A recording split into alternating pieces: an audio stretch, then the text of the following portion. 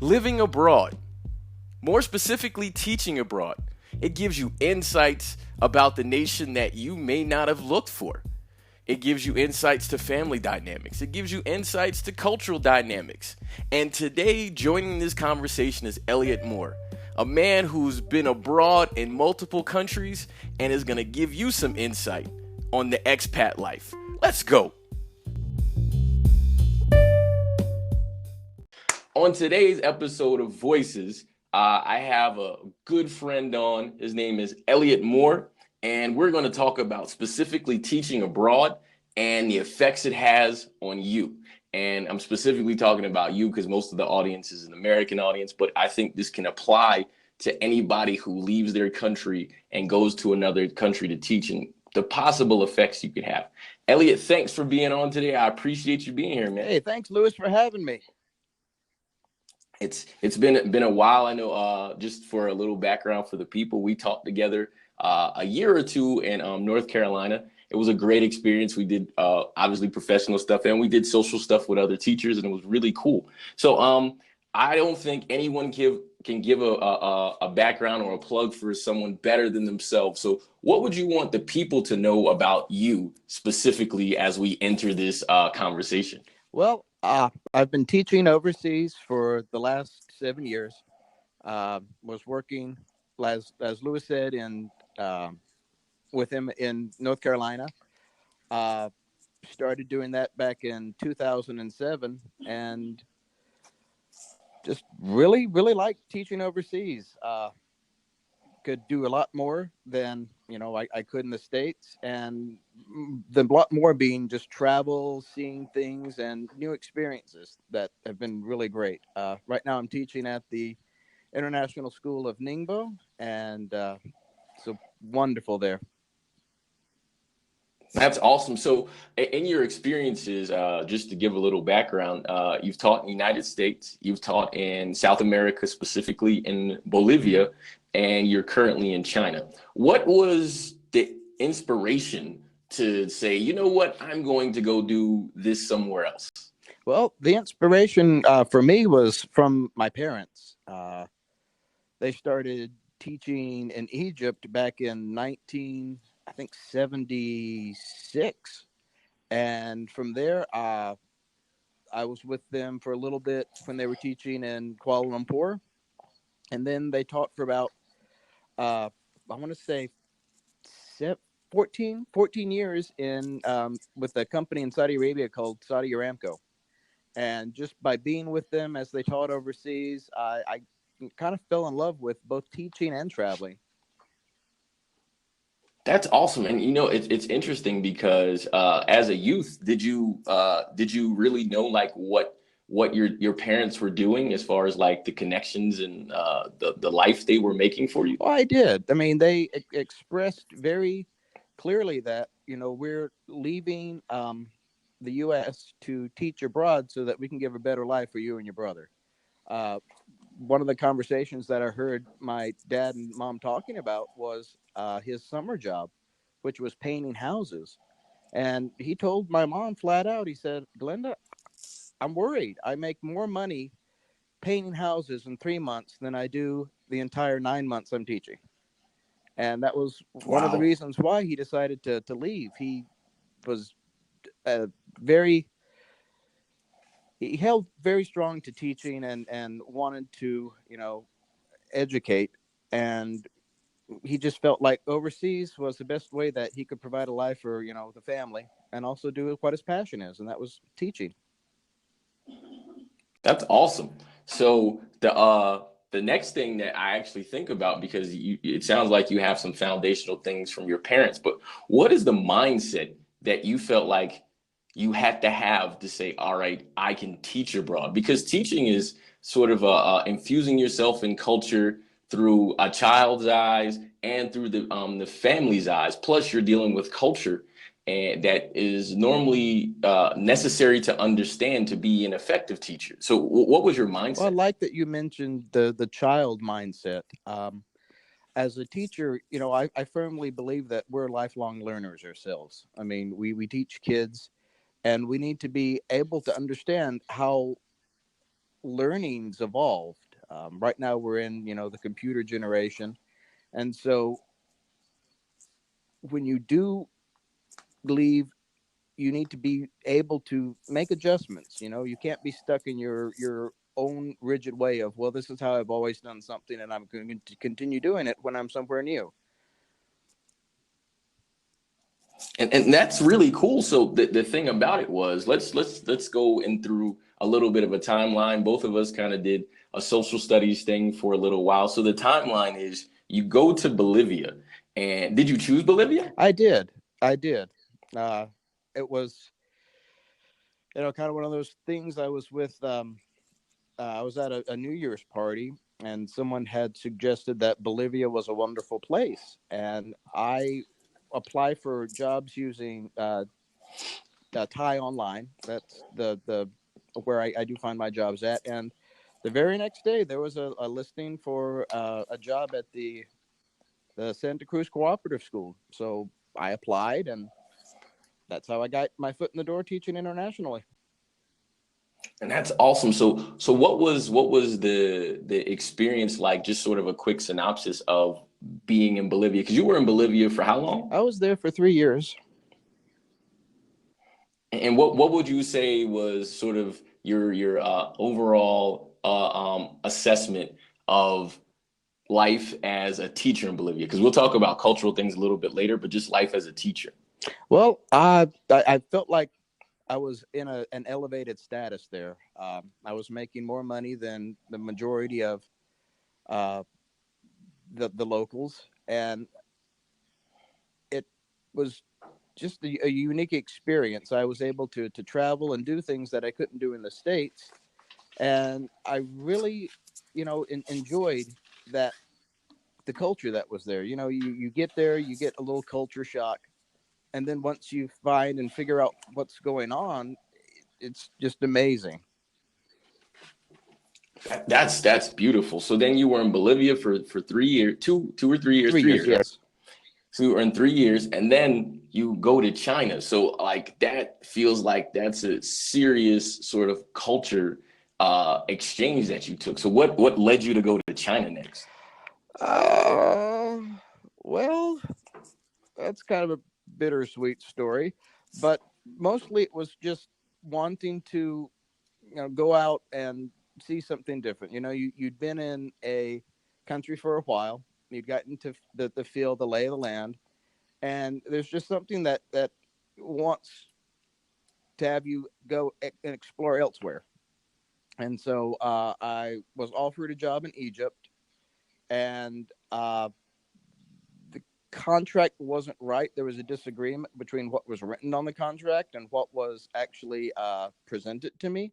And so I turned that job down, and I ended up getting a job at the International School of Ningbo. I talked with the director. The director was just the most down to earth, honest person, tons of integrity. And I felt like I made the better of the two decisions, moving to China as opposed to Egypt. And that's awesome. So the city you were in Bolivia was Santa Cruz, That's is that correct. right? And in China, you're in Ningbo. And what is Ningbo close It's to? very close to Shanghai. It's about almost 2 hours south of Shanghai on the fast train. Okay, and so you're currently in China teaching, and you're returning this coming year. So tell me a little bit about that experience as far as a teacher experience, because again, we'll come into the culture stuff a little bit Sure. later. Well, it's wonderful. Once you've been in a school for a while, it's kind of like, you know you're there, you've experienced, and you can help the new teachers come in. And that's I think one of my favorite things in the world is to see new teachers coming in, helping them, get up on their feet and kind of move and figure out how to do things. And just the camaraderie of, everyone comes back, you share your summer adventures and stories, and it just kind of restores that passion of, why you taught internationally. That's awesome. And so the big question is you've been out of the United States for this sound like about going on 6 years. Why do you continue to do it? Well, it's something it was in my blood, to be honest with you, Lewis. I think I've been outside of the States more than I've been in it. And it's just really fun to see all the different cultures come together. There's a decent sized expat population in Ningbo, and just being a part of that, getting to see everyone's different perspectives and ways of doing things, and just looking around and being like, what I've learned isn't the best in the world, might not be the worst in the world, but maybe if I take someone else's idea and kind of play around with what my norms and culture is, we can get something beautiful out of it. And that's what I think I like the most, is just that diversity and blending. That's awesome. It's interesting because the United States and its sort of ancestral roots is diverse in itself, but I guess there are moments where it doesn't necessarily feel terribly diverse. So, with that, the next thing I'm going to ask, because of the diversity and how to deal with student populations in the international locations, the student populations tended to be sort of the same, so to speak. So, how do the school systems abroad that you've encountered compare to what you have experienced in the foreign locations you've been? Well, the two schools that I've been at, it's a large local population is what's in there. There are private schools, but there's a majority of the nationals that are there. So when I was in Santa Cruz, it was mostly Bolivians, and in Ningbo, it's mostly Chinese. Okay. And so, as far as the systems in itself, a couple of points that I'd like for you to compare, because you were a teacher in the States. Because some people leave the States, they never encountered the school system themselves, because a lot of international teachers were not teachers in the States. So you actually have sort of the insight of comparing systems. And so there's a couple of points and systems that I want to ask you about, and just kind of give your opinion based on your experiences. So, like, the first one is, how would you compare the three systems in terms of sort of teacher pay? And you don't have to give like numbers, but just sort of your opinion of like how they're paid. Hmm. Well, my current position, I think, pays the best out of the ones that I was in. But if you look at it, it's what the economy is in the area you're at, and how how you getting paid is. Like, for instance, right now I'm getting paid in RMB, and for every one RMB, for every $1, it's 6.7, 6.8 RMB. Yeah, So, yeah, right. in terms of what I can do with that, I can do a lot more with that in China, as opposed to if I was paid that amount in the United States. Okay. And the same thing was like that in Bolivia. My salary was lower, but I could do very well and, travel, get what I needed, and everything was fine. What I guess I'm getting at is, I can't do those things in the US with the salary that's there. The standard of living that I have is a lot lower here, even when I was getting paid in US dollars at the school we were both working at. Okay, well that's fair. So now the next level is the teacher respect, because when you do a job, you want to feel a degree of respect for your efforts, and obviously you deal with a student, parent, and administration population. For the three different systems, United States and Bolivia and China, in your experiences, how do you feel like the level of respect was for teachers in the each system? Great question. Great question. I'd have to say that, respect wise,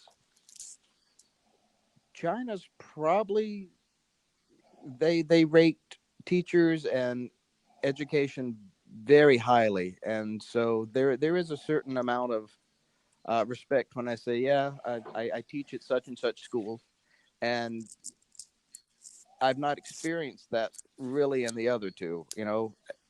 Uh, in South America, yes, I was a teacher, uh, I was able to do more. But at the same time, it was not as, you know, a prestigious position, I feel. In the States, unfortunately, in the States, I was still kind of a young teacher. So, I guess with teachers in the States, you've got all sorts of ranges from teachers who are just starting out trying to figure it out to those older teachers who, do get more respect and can hold more sway. All right, and that's I think that's fair. And so, are there any other like standout issues that you saw like system wide or that stood out in the systems of the United States or in China or in Bolivia that you're like, hey man, that really stood out. I appreciate those things. Well, I'd say the administration. If you are at a school where the administration has your back and supports the teachers, I mean, it's just a win-win for everybody. Um, if the administration doesn't support the teachers, then it's kind of cheapening the education. I feel if a parent understands that, well, the administration doesn't like this teacher or something's not with them, chances are that teacher's not going to be there for much long. But if the administration does support you and makes you feel comfortable, your teaching just goes straight through the roof. You feel empowered and confident to present great lessons and do good things. That's awesome. So, dealing with that, like, what are the differences that you saw, or maybe and the similarities in academic standards? Because obviously, North Carolina had standards, and United States has their standards, and China and Bolivia all have standards. What did you see about the standards that kind of stood out to you as well? Well, I guess that goes to the direction that the school wants to go in. In the United States, I wasn't really a part of it too much to, do things. I was a new teacher, getting my feel for things. But when I went down to uh, Bolivia, they promoted uh, PD, and I was able to get into a cohort for my master's, and that was through the SUNY Buffalo out of New York. Okay. And I really like that. They helped pay for my master's degree, helped get me going. And then when I was in China, the school was really pushing to be excellent. They've only been around for 5 years, and in that 5 years, we were able to get WASC accreditation, and we were also able to get a regional distinction. And at the moment, we're the only school in Ningbo who can offer our students both of those. With the WASC accreditation, they can get a Chinese certification for high school, and then they can get a U.S. equivalent with recognition by WASC. That's awesome. So for the students, that kind of gives them sort of a little bit of a bridge to if they want to go to a university stateside, they can, right? Yes, absolutely. Oh, that's awesome. So, with that, what would you, what about the United States would you bring to, as far as like teaching mannerisms or standards, would you bring to the locations you were in Bolivia and China? Probably the discipline. Um, I find U.S. schools they have great discipline systems. They're very structured, and without those, I don't think the schools would function. I, I get faulted for kind of being a disciplinarian a lot, but I also do boarding school, and my high school background was in boarding school, and so when you're at a when you live at the school, you tend to understand that there are rules and things you can and can't do, and so as a teacher coming from the U.S., I brought that to both Bolivia and in China. And it's kind of ironic because when I was in South America, the discipline was very loose, very loose. They kind of looked at me a few times and says, "What? Why do I have to do that?" And I'm like, "Well, I don't know. Isn't that the rules?" Was what I was going off of. But it turns out that those rules and the rules that I went by were two different things. So eventually, we came to an understanding of each other. And the same thing was in China, except I wasn't having to be as strict disciplinarian. The students at the International School of Ningbo are there to learn. Not that they aren't in South America, but they just have this mindset that, well, my mom and dad are paying for the school for me. They want me to do well, and it's my obligation to do that for them. And so, That and it, go ahead. no, go ahead. No, go ahead. Oh, and just when we do have, butting of heads or things like that, it's usually because they were maybe late to coming back from a vacation, and I had to sit with them for a half day detention. Just those little things that I think since the International School of Ningbo is a new school, we're learning as we go with it. And so um, once we get things smoothed out with what we do and don't do with the boarding program, that those won't be an issue anymore. Awesome. That's brilliant. And so, my next thing is, so what could be improved about teaching abroad? Because I mean, obviously, there's no system that's perfect. So, based on the fact that you've been able to be in different locations that are sound pretty different, what could be improved, or you would like to see improved for international teaching abroad? Well, it is what it is. Lewis, you can't change that some schools are better than others, that some, look after their teachers. But what I can recommend is for teachers to be informed, to kind of rally together, and, let people know, hey, this school is not what it should be, or, yeah, this school's amazing. Please come here. And I think one of the best ways teachers can do that is to go on websites like the International School Review and just do their research uh, before they go and sign contracts. That's brilliant, and you actually helped me create the segue that I was about to do for managing your personal and professional relationships. So, talking about just on the personal side, now we can talk more culture, because I believe the community inside of the school, when you have expat teachers, you kind of you become friends sort of by proxy. So how have you managed sort of to make your personal and professional relationships go into social activities for you? Well, that's kind of a dodgy area, I feel. Yes, some schools do it better than others. When I was in Santa Cruz Cooperative School, there was that kind of community where you could go out, um, you could go out, and it was more of a social scene. In Ningbo, it's not so much. When we're with teachers working and teaching, it's business, business, business, and then teachers, when they go out, um, they have their own cliques and groups that are outside of the school. Okay. And so that's actually leading to my next question with social interactions. Like, what things or what new things have you learned about the social interactions that you had in Bolivia and in China that helped you sort of settle yourself more easily and more quickly in your new? Well, I depended more on teachers in Santa Cruz Cooperative School, since that was the first school I'd been at. I didn't know any better. I didn't know that it's very good to make friends outside of the school, because you do have to have that uh, that professional appearance.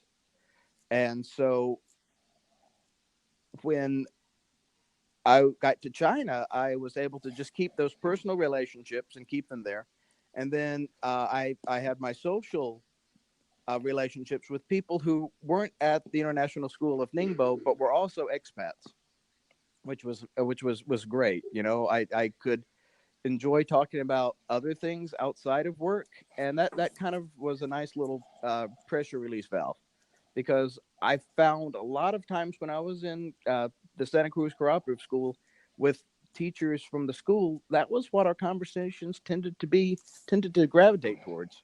Well, they were more work orientated rather than, well, let's go to this hiking place, or let's go eat at this restaurant. We tend to stay at home, play cards, and just kind of, talk shop a lot. Okay. And so what things did you do to like meet expats? Because I can understand being a new person in a place. This is the only social circle you have.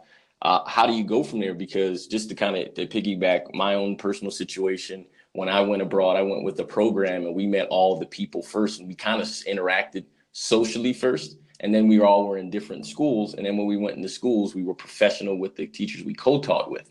But we always had that social circle outside of the Yeah. school. And since I've gone to a different school, I moved to a different city, and I didn't know anyone there. My circle wasn't really the school teachers because, similar to what you said, I'm not a big fan of talking shop outside of school. So I would just kind of take myself into the streets and try to find out where people were. So, like, how did you find the expats? Well, this is what blows my mind. It was through uh, social media apps. One of the largest ones in China is WeChat. And so it started out by me just kind of having the teacher one, the ISN WeChat group. And then from there, I was able to pop onto another one, which was a sales group. And then from the sales group, I was able to meet a board gaming group. And then that's where things really took off. Through meeting those people who played board games, I got into a D&D group, and I got into yeah. And so that was it. Just having that little starting point, but it not be necessarily face to face with each other. It was through a social media app. And that's really interesting because there's some who are critical of social media. I can see the downside, but I actually see more of a plus side to social media because as long as you understand your purpose of it, then I think it makes it easier for you. So as far as like doing things, right? So one of the first things I know I encountered being abroad was money and currency exchanges. And so you're going out with your expat friends. How did this sort of dealing with international culture, but specifically money exchange? For instance, in South America, you may have run into it where you go to a restaurant, you're in a group, and they put the tip on there, but some people take tips or see tips as an insult. So how did you deal with things kind of along that nature with dealing with money?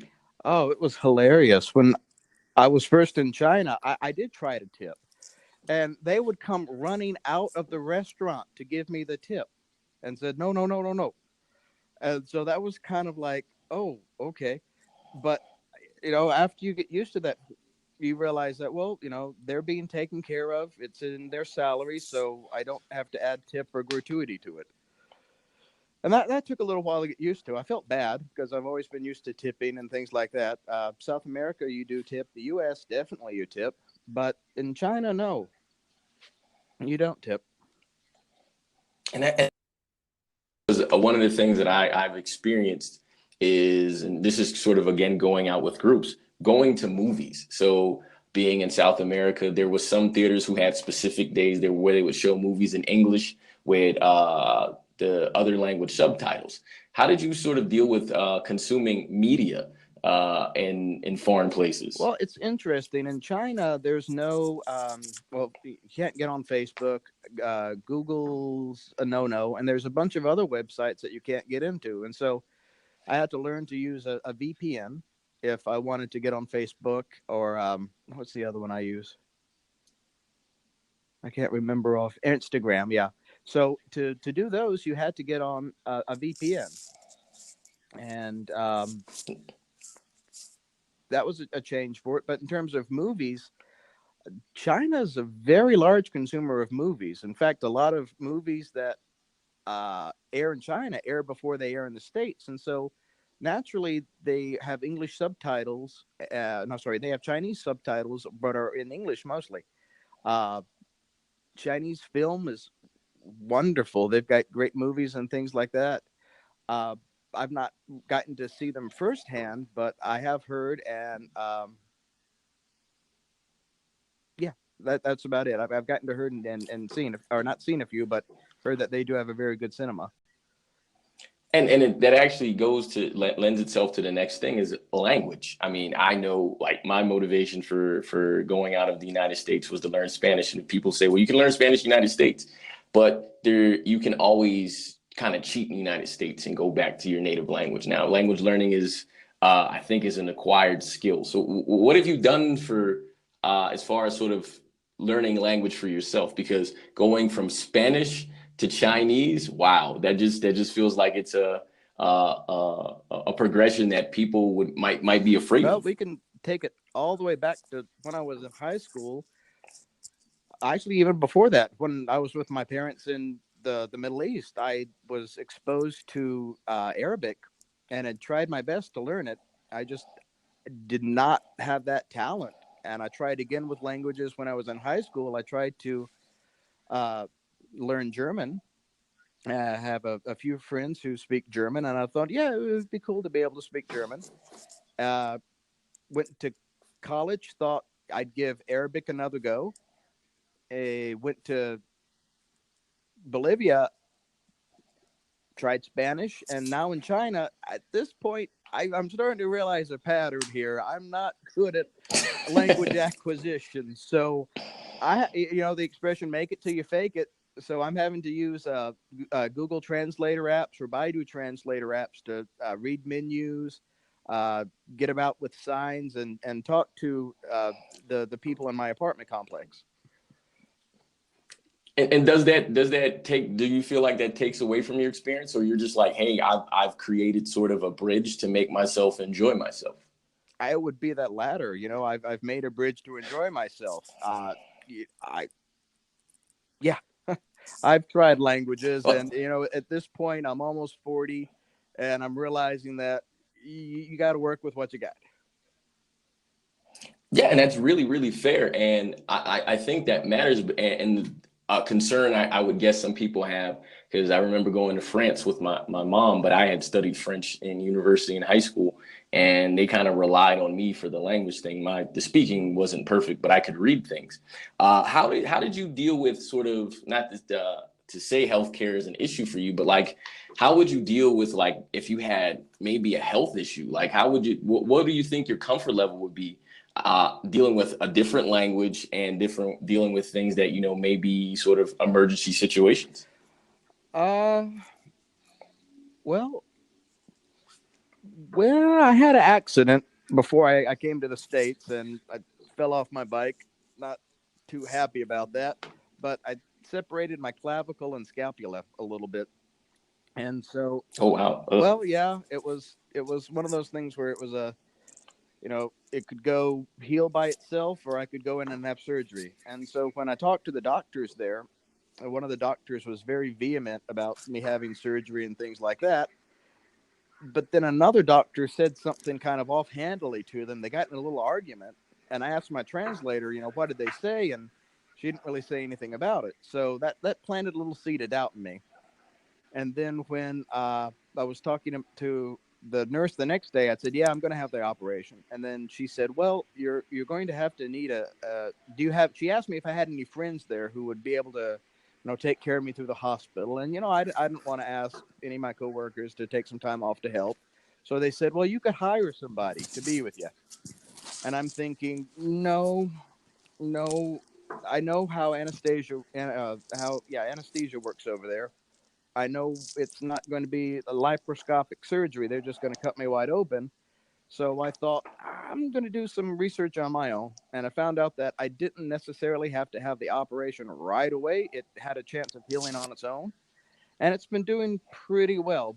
But going back to the beginning of it, if I was in the States, I was around a doctor who I could talk to, who and a nursing staff that was a little bit, who would be able to listen to me and take care of me better, I probably would have had it. So that's one of the differences. Well, and you mentioned something that's worthy of discussion as well as getting around. So in the United States and most places, if you're outside of maybe the Northeast, most people get around in cars. And so, what was your travel and transport like in Bolivia and in China? Well, in Bolivia, it was a lot of cabs. You'd call up it was, I remember this very, very clearly. Tropicamba was the taxi company I used. So I'd call them, and in the little Spanish I knew, I was able to get a cab to my door and would cab to work or places that I needed to go to. After about the second year there, I just started walking because, you see a lot of people walking around. You don't feel like that's uh, any demeaning status by walking places. And I felt great. I was able to save a little bit of money each week, go out to a restaurant. And in China, it kind of went in a different direction. I would start by doing the cabs again, and then I realized that, hey man, I'm getting taken advantage of here. I'm overpaying, so I did buses. I started walking, and then a buddy of mine turned me onto a bike, and so I began biking back and forth, and I've really enjoyed it. It's a great exercise, great stress relief, and you just get to actually see a part of that culture and mentality of things that you wouldn't if you were in a car the whole time. That's awesome. And so you made a mention about food. So what was it like to be new to a cuisine? Because like I've been to China, and so I know what my mindset was entering China. Oh, it's going to be Chinese food like in America, and I'm in South America, and so I had an idea. Oh, well, I know what that's going to be because I have tacos and stuff like that in my head. So what for you? What was it like to consume new cuisine in those two places? It was very trial and error, Lewis. I mean, yeah, if you're not careful with what you eat, ooh, it could be painful. Uh, just general rule of thumb: make sure your food's hot when you get it. Make sure that you see a lot of other people going to the place where you're eating. Uh, and have your comfort foods. You can go out, you can explore, but just make sure that those places that are safe and will keep you happy. That's fair, and I totally agree with that. Like a lot of times, I'll figure out things I want, or I'll find out a translation of something. I like translate it there to find out what it is. Where so I'm not eating cow tongue or something like that, which I'm sure some people like, but for me, I'll pass on Yeah. Well, that. I mean, So even then, you've got some of those foods that you wouldn't think you'd like, but they might surprise you. One of the foods that I enjoy and not a lot of people do is jackfruit. It's very close to a fruit called, or it's in the same family as a fruit called durian, which is just notorious for its odor. But I enjoy it very much. There's a food called 1,000-year-old egg, which isn't really 1,000 year old. It's a few months, but it's kind of like an aged egg that they've buried underground. I've got some people swear by it, but it's not something you're going to see me eat. right, yeah, I understand that, and it's scary because that first time you deal with a stomach issue abroad, you do this sort of mental rolodex of what did I eat? Because one of the things that I remember dealing with when I went to China was with a group, and a girl drank some water. Either she had the ice or she drank some water, and she was out of commission for like 5 days. So it's something that it's sort of a you're on your own risk with those kind of things, Yeah, right? we dub it Buddha belly is what we dub it. And I'll tell you, man, first year, no problems. But then when I started to venture out and get curious, that second year was not good to me. But you learned, You and did. so The I think third that year, actually I've helped. had no problems. Well, and that's brilliant. So it brings me back to sort of cyclically the comfort of the United States. So being abroad, when there are events that happen in the United States and you're hearing about it sort of second or third hand, how does that make you feel? Does it give you a yearning to go back, or does it make you think about, oh, well, I escaped that? Like, what kind of feelings do you think you get from hearing about things, good and bad, that happen at home? Hmm. Well, politics is always scary. I don't want to really open that egg with you, but you hear it on the news, just a lot of crazy things going on. And when you come back to the States, you kind of get this reverse culture shock. One of my favorites is when I'm in a grocery store And I'm literally taking about 3 minutes to figure out what brand of something I want or what variety of something I want because there's so many choices. Overseas, it's just one or two options. That's it. You pick, life goes on.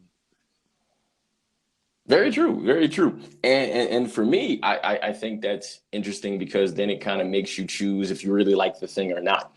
And so being sort of on the American mentality, I think Americans in general are very ambitious. I think it's a good quality. It can be double-edged, but I think it's a good quality. So I asked that question to lead into how long do you think you would want to be abroad, kind of living the expat life? Is it an indefinite thing where you don't want to have a timetable, or you just you're like, okay, after this time, I'm coming back. Well, that's the interesting thing. A lot of countries or a lot of countries kind of cut off the time expats have there until they're 60. It's very hard for expats to go overseas after 60 and get jobs. Um, so I kind of want to enjoy it as much as I can. Maybe pursue higher education, thinking of terms of teaching in a college. But for right now, I mean, I don't know. Uh, I'm really enjoying what I've got. I've got a good thing going, and China's economy is just booming. So I'm kind of interested in just riding the ride and seeing where it goes.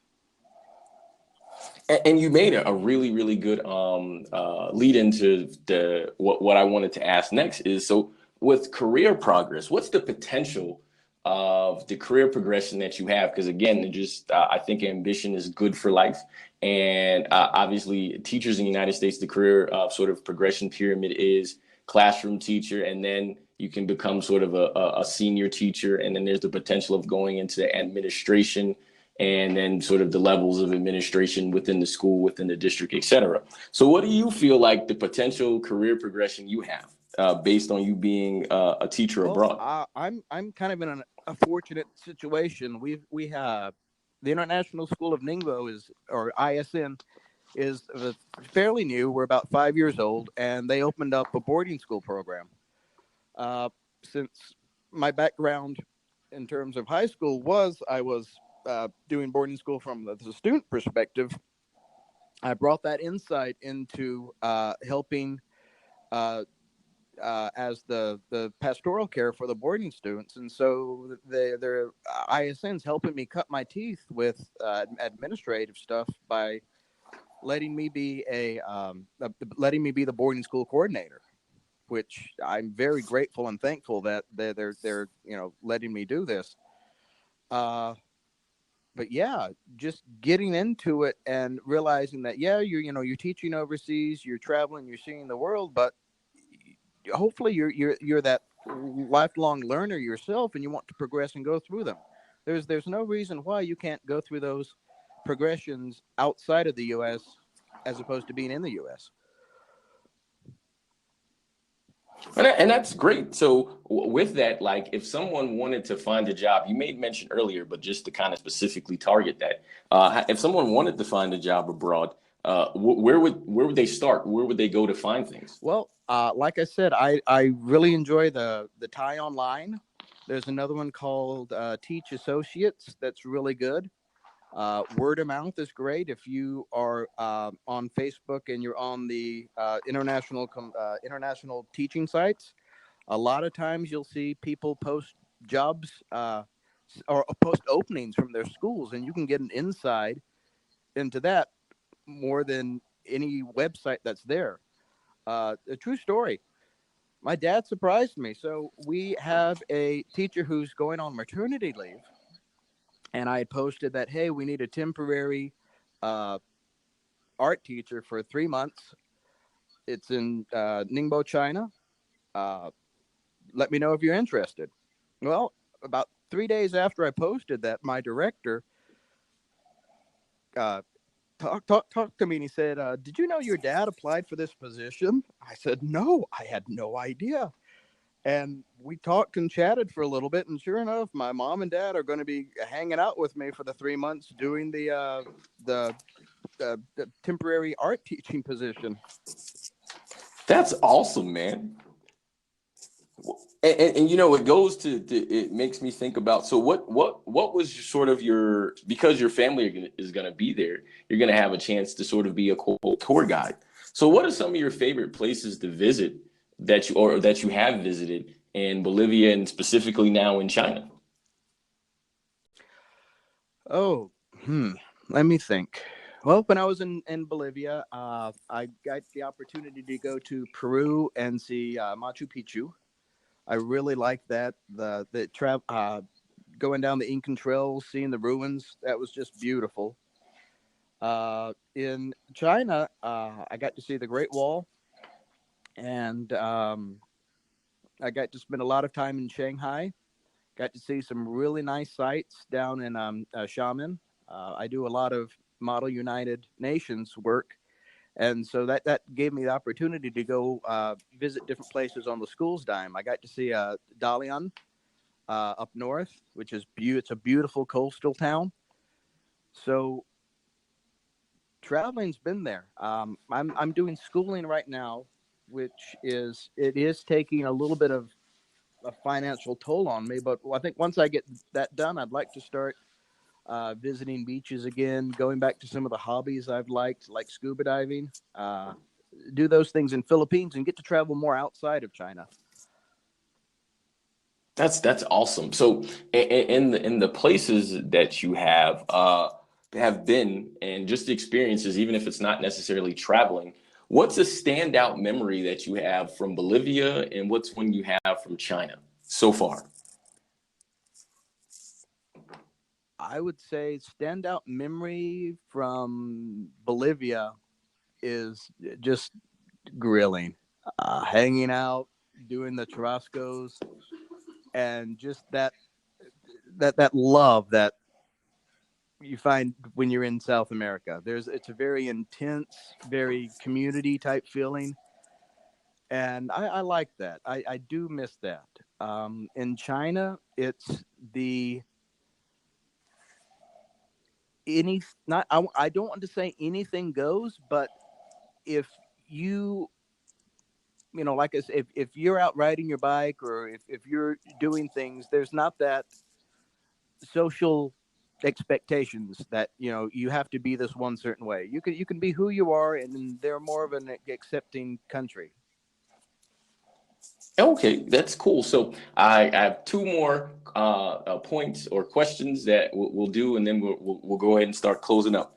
My first, well, next to last, is what philosophy do you carry to help you find success in the journeys you've been on? Well, I get this from my mom. When I was leaving the U.S., mom always had this quote that said, "If you see me as I am, I will be that." And then it says, "If you see me as I'll become, I'll be that and even more." And I've always really liked that quote. And so when I travel, when I work with my students, I share that with them, and I say, this is who you are right now, but I see so much potential in you, and my job as the teacher is to help you become that. I'm a firm believer in growth mindset, and I also teach my students, hey, it's all right to fail. That's just proof that you're trying. That's brilliant, man. So, because the people listening, they may be interested in this. A last point before I allow you to sort of leave you with your own final thought. What would be a good way for someone who wanted to learn more or just want to pick your brain to contact you? Well, let's see. I'm flattered. I would suggest probably my email account would be the best way to do that. It would be Stephen.Moore at isnningbo.com, or you can reach me via Facebook. I don't mind people friending me and hanging out on Facebook and talking with me. Awesome. And so when they do Steven, is it Stephen or Steven? Phen. Okay. And so, as we wrap up, I love to have the people who give me their time for a conversation. leave any final thoughts for the people. And so I appreciate you having this conversation and giving me a little bit of your time and insight. And so I leave the final word to you. If you have anything you want to leave the listeners with, or just any nuggets of wisdom, or just a nice thing to say, I'll leave that to you. Well, thank you, Lewis, and I really appreciate you having me on this podcast. I love what you do. Keep it up, man. You've got a great thing going on. If you are a teacher who is yearning to travel, yearning to explore, yearning for something different, go overseas. I mean, give it a year or two. See if you like it or not. Contracts are usually about 2 to 3 years, and then you can decide to move on or stick around if you like it. But if you feel that desire to do it, don't hesitate.